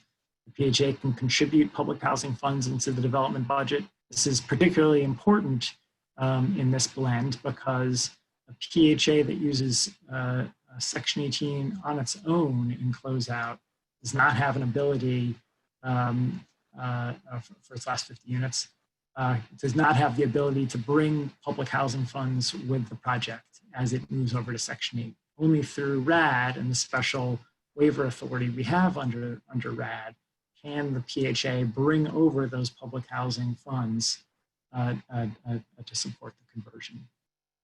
Also importantly, with the closeout blend, the PHA must agree to close out its public housing program. So this is true of the 50 and under provision that part of HUD's interest here is to simplify program administration. And so we expect when HUD expects that when a PHA uses that provision under Section 18 for 50 units or under, that it will close out its public housing program. The same is true with the RAD and Section 18 closeout blend. It must agree to close out its public housing program, which means that if you're a PHA that still has fair cloth authority and is hoping to use that fair cloth authority to develop in their community, then this may not be the best option. So what I'm sure a lot of folks may be thinking is, oh my goodness, you want me to use RAD and Section 18 together at a project? That sounds like the most complicated thing one could possibly do. Double the work and the coordination that would have to happen. Well, again, our take is we really want to view this as a cohesive whole. View it at the project level, not view it as, okay, some units are RAD, so the Office of Recap will only focus on those units, and we'll send those other units through Section 18, and we'll all just hope that it all aligns. That doesn't make sense for you, it doesn't make sense for us, so we've developed processing guidelines where the Office of Recapitalization is the PHA's main point of contact on this, and that we do the coordination internally within HUD between Recap and the Special Application Center to make sure requirements of all programs are met. So to begin with, a PHA just applies for the entire project through RAD, which again is an easy application through the RAD resource desk. We expect, again, since all of the same resident protections apply, all of the same meeting requirements, notification requirements that I spoke about in the prior session would continue to apply. So you don't have to worry about mixing messages and explaining to one group that they have one set of rights and another group that they have another set of rights. You can deliver the same clear message to all your residents. If the project triggers any front-end civil rights reviews, that's done on the entire project. We're looking at it as a whole, not just for the RAD units. And because on the resource desk, we'll still see that project as the full 100-unit project or whatever it is, that will make a lot more sense. The request to use RAD and Section 18 blend is done with your submission of the financing plan. And that financing plan must reflect the entire project. So the capital needs assessment should be done on the entire project. The operating pro forma should reflect the entire project. The PHA does not need itself to submit a separate Section 18 application. Instead, we've listed out in a set of FAQs on the RAD resource desk the additional items that you would submit to the Office of Recapitalization in the financing plan that are not already part of our normal financing plan requirements. So for example, for both RAD and Section 18, an environmental review needs to be performed. Well, you're already doing one for us and it's covering the entire project. So you don't do anything extra on that front. But for Section 18, there are local government consultation requirements. Okay, you still have to do those, and we'll collect that submission through the RAD resource desk. Once we've confirmed that the transaction is eligible for one of the RAD Section 18 blends, We revise the CHAP so that the units that are converting under RAD decreases, and HUD will create that Section 18 application. So we'll be transmitting to the SAC all the materials that they need to stand up that Section 18 application. There's nothing additional required of the PHA unless something's missing. If they're unclear about which units you had meant to take through Section 18 or anything like that, there might be some follow-up, but we've enumerated the items that you need to give us in the financing plan, so there shouldn't be any surprises. When we approve the financing plan, HUD will both issue the RCC, the RAD conversion commitment, and the Section 18 approval letter. Sometimes there's a few days in between them, but they're virtually simultaneous. At that point, you're moving into closing, which we'll hear about more tomorrow from Bev Rudman. The PHA for the Section 18 units should then be applying for tenant protection vouchers, which will be the funding the PHA will use to pay for, cover the costs under the PBV, the non-RAD PBV HAP contract. That process takes 4 to 8 weeks or so. So it's something a PHA should do as soon as they start to get that approval letter, so that can align with the RAD closing. And then at closing, the property will be disposed to the new entity, whether that's just a single asset entity that the PHA fully controls and has set up for this purpose, or it's a arm's length tax credit partnership. One way or another, the property will be conveyed into the new ownership. There'll be the closing of any financing. The declaration of trust would be released from the entire project. RAD use agreement would be recorded on the entire project. We have a special rider to the RAD use agreement that handles a couple of items related to the Section 18 units. And the PHA would be executing the RAD HAP contract as well as the non-RAD PPP HAP contract, which would have to remain as separate contracts because they have some different provisions. In some cases, if AHAP applies because it's new construction or substantial rehab, they'd be doing the AHAP instead of directly the non-RAD PBV HAP contract. A few loose ends here. So the PHA is potentially eligible for demolition, disposition, transition funding, DBTF, and asset repositioning fee for the Section 18 units. The key thing is only if the PHA has eligible uses for those funds. So that's particularly true for the closeout blend, where if the PHA won't have any more public housing units and may not or does not plan to build any more public housing units, may not be able to justify the need for these funds. Further, PHA is not eligible for asset repositioning fee if the Section 18 units are in the same building as the RAD units. This comes down to nuance in the regulation dealing with asset repositioning fee, but that's just one thing to be aware of, that if the RAD units and Section 18 units are commingled in a building, then those Section 18 units are not eligible for asset repositioning fee.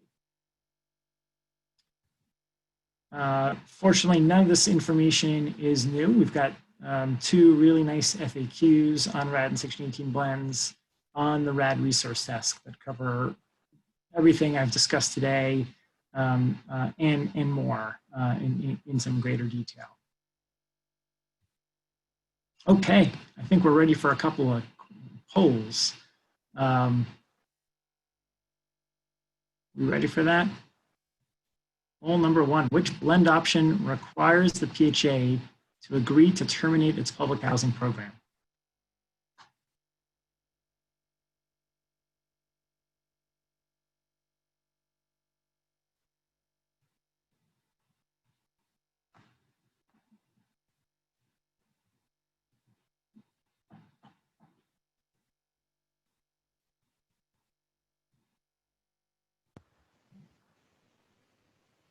Got a few, quite a few responses. We'll leave it open for about 5-10 more seconds before we close the poll.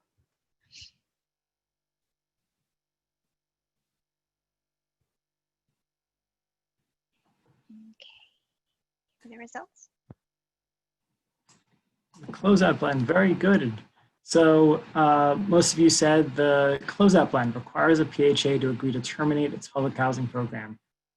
So the closeout blend is the correct answer, that since that blend relies on the Section 18 justification for 50 units or less, which is contingent on a PHA agreeing to close out its public housing program, that blend requires the same. The 75-25 blend does not require a PHA to agree to terminate its public housing program. You could have a PHA with thousands of units still in its public housing portfolio, and its first transaction, for example, Oklahoma City, their first RAD transaction was that Cedar Haven. They still have plenty of public housing left that they're considering plans on, but they've made no commitment to HUD that they're going to close out their public housing program. Okay, I think we go on to our next quiz. Can the units that convert through RAD be placed under the same HAP contract as the units that are removed through Section 18 that are going to be preserved through project-based vouchers?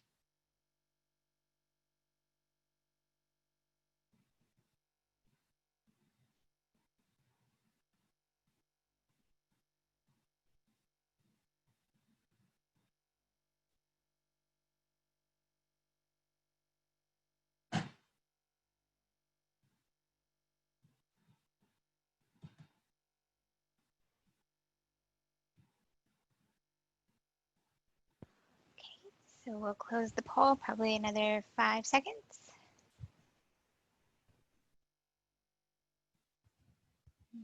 Okay, and sharing the results. Okay, so most of you, but not a large majority, said no, they cannot be placed on the same HAP contract, which is correct. Because the units converting through RAD and the units converting through Section 18 and that'll be placed under the local project-based voucher HAP contract, have some unique provisions in those contracts. They have to be under separate HAP contracts. So as an example, units converting through RAD are eligible for rehab assistance payments, payments during the period of rehab or construction to the project. That's not available in the standard project-based voucher program, and therefore isn't in the project-based voucher HAP contract. And there are enough differences between the RAD form of HAP contract and the standard project-based voucher form of HAP contract. HUD requires them to be two distinct HAP contracts covering different units. From a resident perspective, it makes no difference. But from a contract administration perspective, there are some important differences. Okay, I believe that is it on the presentation. Let's move on to questions. Are there, my favorite form of questions are the brave men and women out there who want to make their voices heard and have a conversation here. But I also like written questions. Where should we begin? Okay, so let's start off with some written ones, and then those folks who are gonna take Will up on his request to ask a question out loud, just send me a message in the chat box, and that's how I'll know to unmute you. Greg, it seems like Greg was doing a lot of my legwork on the back end, answering questions in the Q&A box. There's a few that he didn't get to, so we'll just start with those. So the first question, when can the sponsor or housing authority designate the project as RAD or Section 18 blend or RAD Section 18 closeout instead of a full RAD project? So that designation or that request comes in with the financing plan. You're welcome to tell us earlier, but if you need to confirm, in some cases, folks have come up with maybe more complex cases where they need to know early on, will HUD consider this eligible for a blend so that they can prepare their financing to reflect that. But in most cases, it's a pretty clear cut. And so we generally just get the requests in the financing plan and start to make the changes then. I can't think yet of a case where we've gotten a request in the financing plan where we've had to say, this doesn't qualify, you've got to go back to the drawing board. But it's really important for the PHA to make sure they've reviewed the FAQs to check all their boxes. And again, if there's any ambiguity, come into us early, request an TA, and we can, we're happy to confirm eligibility for you. Great, thanks. Next question. Can you walk through what hard costs are eligible within the HCC definition? I see that the workbook references looking at the definition there are workbook references looking at the definition in the e-tool. I believe some things are not allowed. Thanks. Sure, so I'm going to go back to that slide. Oh, I overshot it. So again,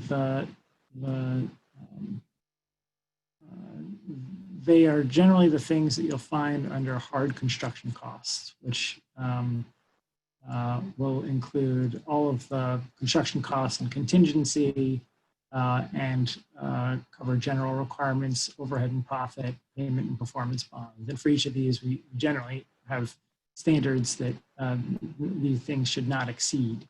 Are there, for the person who posed the question, if there are some more specific areas where you're not sure of, feel free to follow up and we'll see if we can get that answered for you. Okay, thanks. So next question, if you use the Section 18 blend, are there abilities to get a waiver on the de minimis reduction requirement? Where to look for what guides that, do you have guidance on where to look for that kind of waiver, or if it even is allowed? Thanks. Well, we've never waived the de minimis reduction requirements, but if there is some specific issue that you're trying to solve, so maybe you're trying to reduce the density at a site, there may be other tools that you can use to solve that. So first of all, on de minimis reductions, there are some exceptions for, say, long-term vacant units or for combining efficiencies. But again, if what your overall goal is to reduce the density of assistance on the site, you're trying to figure out how to do that, there may be some other tools, like last week we talked about converting awaiting transfer agreements, which is a promise to replace the units elsewhere, and we have certain standards as to when that can be approved.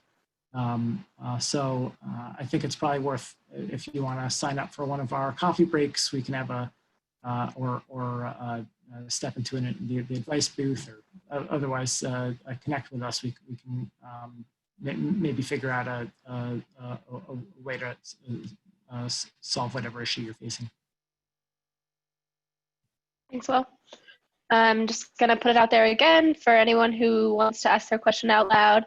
Just let me know. It's always fun. Okay, so next one that I'm going to read out. Are capital or HUD capital funds an eligible source of funds and can be used for a RAD Section 18 blend transaction? Or does the sponsor / housing authority need to use HUD capital funds before closing? Good question, thank you. So yes, if it is part of a RAD conversion, which a RAD Section 18 blend is part of a RAD conversion, the PHA can contribute capital funds into the project. We would impose a proportionality test to make sure that the amount of capital funds is proportionate relative to the overall development budget, given the ratio of RAD and non-RAD units. But usually there's a way to satisfy that requirement. So indeed, it's a reason that oftentimes even PHAs with less than 50 units consider using the RAD Section 18 closeout blend, because it gives them a vehicle in which they can bring over their remaining public housing funds. with the conversion. Great, thanks, Will. So next question, does a Section 18 disposition require an offer to the resident and/or resident council, even if the offer is declined? If so, then in this type of conversion, especially involving scattered sites, is there a need to make an offer to the residents or resident council? So in a standard, I'll make a brief comment on a Section 18 disposition outside of a RAD Section 18 blend, which is outside of my wheelhouse, but I'll still pretend to know about it. Which is yes, the requirement to offer a sale to the residents and/or the resident council is still required. That is not required in a RAD Section 18 blend. The offer of sale, the basic rationale for it was in light of a true disposition. If you're truly selling the property out into the private market and the PHA is walking away from affordability at that site, that's really the premise for it. In the context of a RAD Section 18 blend, this is all about preserving the affordability of the asset and putting it under a Section 8 contract. And so the offer of sale doesn't make as much sense there. And so we do not require that in a RAD Section 18 blend. Okay, thanks. And then next, can you repeat the information about the fair cost limits on closeout blends? Sure. So when a PHA uses the Section 18 50 and under provision or the RAD Section 18 closeout blend, they are agreeing to close out their public housing program, to not develop more public housing units, even if they have available fair cloth authority to do so. And so in some cases, PHAs have decided not to use that one, even for their last property. Because they still plan to develop some fair cloth, some new public housing units through fair cloth. So an important consideration for PHAs. Great, thanks. Okay, so next question. Do you have any recommendations on obtaining city and government support for scattered site disposition? Often the Housing Authority has received negative pushback for abandoning the neighborhoods. So it sounds like this question is more in the context of pure Section 18, not necessarily RAD Section 18 blend. I'd suggest following up with the Special Applications Center on this, Jane Hornstein or Kathy Shebist, who they may be available for the coffee breaks either today or tomorrow, probably tomorrow, to more insight on successful strategies PHAs have used with Section 18 and disposing of scattered sites. Thanks, Will.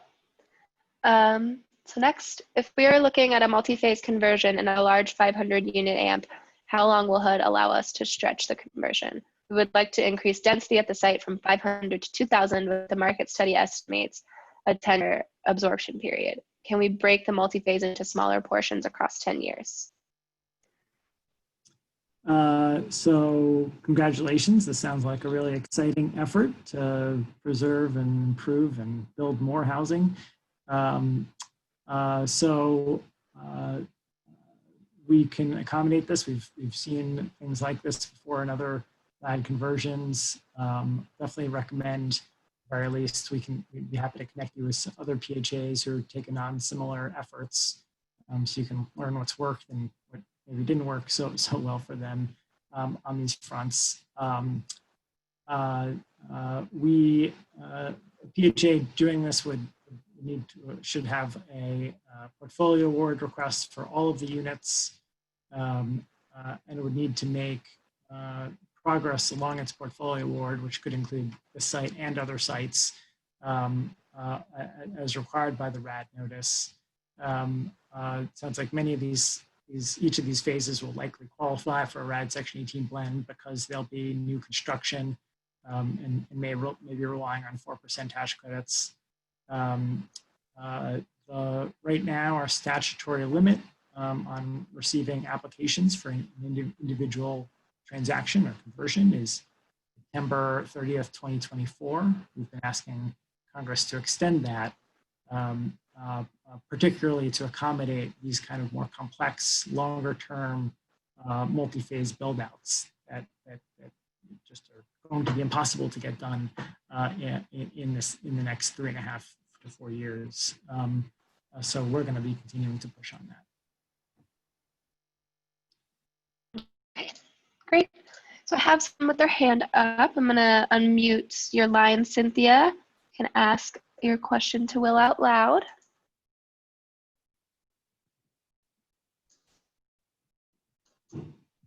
Hi, Cynthia. Can you hear us?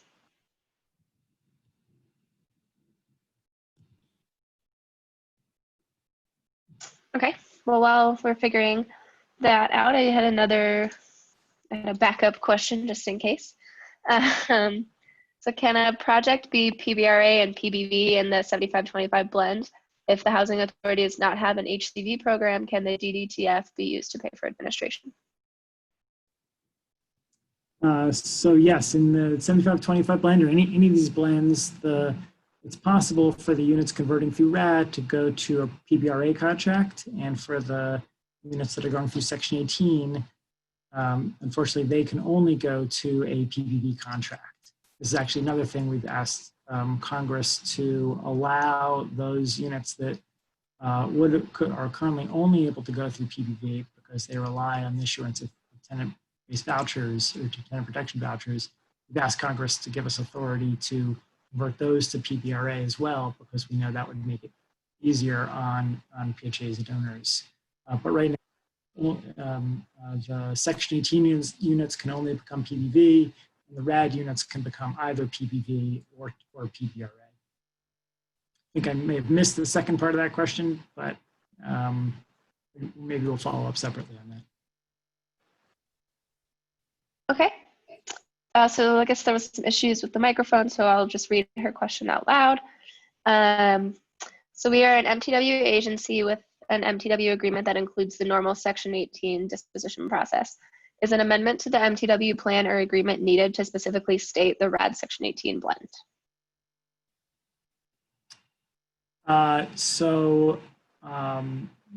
Starting with the MTW plan, just this is true for any PHA, not just MTWs, but one of the technical requirements for both RAD and Section 18 is they need to be discussed in the PHA's plan or the MTW plan. And so a PHA should be doing that up front, making sure that they're including language in their MTW or PHA plan that can accommodate both. It doesn't necessarily need to say these units are going to be RAD and these units are Section 18, but and it could be written more broadly to say this property is going to go through RAD or Section 18 and describe those together. With respect to the MTW agreement, there's no need to amend the MTW agreement for a RAD Section 18 blend. The RAD units would be treated according to however the agreement treats RAD units, and the Section 18 units would be treated in the standard way the MTW agreement treats Section 18 units.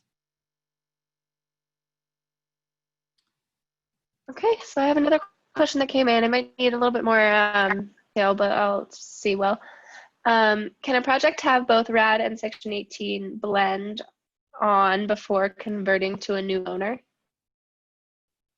So generally it's going to happen at the same time, that at closing, the property will convert, some units will be converting through RAD, some units will be removed through Section 18 and end up with a project-based contract, and the sale of the property to the new owner will happen. That'll all be one series of events that we would call closing. It's not a matter of doing one this year and having the sale occur next year. The blend happens as part of the conversion itself, along with the sale of the property to the owner. Okay. Oh, we just had one more come in. So if you are a housing authority that does not have a Section 8 program and you want to convert a property to PBRA, then you cannot use Section 18, or are we going to have to find a housing authority partner to help us manage them as a PBV? Right. Okay, so yeah, right. If you're a housing authority that does not have a voucher program, your only option today in order to use the blend is to find a partnering PHA to administer the PPV contract, where you're the owner and they are the other side of the contract and making payments and doing the oversight. Again, we've asked Congress that in these, particularly to accommodate these blends, if the Section 18 units could be converted to PBRA rather than only have the option to project-based vouchers. And that's something we've requested for the FY21 budget. So that's something that's still being considered by Congress. Okay, follow-up question to that is, so could we use a transfer of assistance instead in order to use PBRA? Is that an option? So Kevin, I think we'll need a little bit more detail on what you're thinking. I can't think of a way to, maybe Kevin, we should just follow up to talk through this a little bit more. I can't think exactly how a transfer of assistance might be used to get you to a PBRA contract. Okay, I do have, Kevin, if you want to unmute your line, feel free to do so. And we can do this online if you want. We do have a few extra minutes, but if not, that's okay too. Hi, Kevin.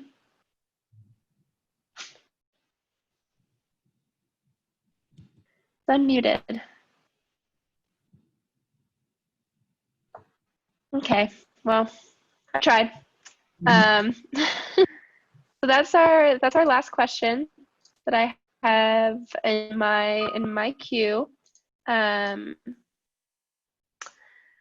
So with that, I think we'll end a little bit early today. I'll pass it over to Christina for some closeout remarks. Thank you all. Thanks, Great. Will. Thanks, Will and Kayla. So just for a couple of closing remarks, just a reminder, you can still sign up for coffee breaks. We're full for sessions for today, but there are available sessions for tomorrow. So feel free to reach out to Michaela Miller to sign up. Also, just to note that as in previous sessions, that a survey will pop up when you leave the session. So feel free to fill that out. We always continue to look at the feedback each day. So, and that's been really helpful and great so far. So feel free to continue to do that. And a last note about the PowerPoints, that those will all be posted on the resource desk. So we have several of the previous days already posted. So feel free to continue to look there for additional days as you attend. With that, don't have any other announcements. And so we are going to close for the day and looking forward to seeing you all tomorrow. Thank you, everyone. Yep, and for those who have a coffee break today, the link to join that is in the chat box, but along with the password and meeting ID. So feel free to jump over there and get your coffee break started. Thanks.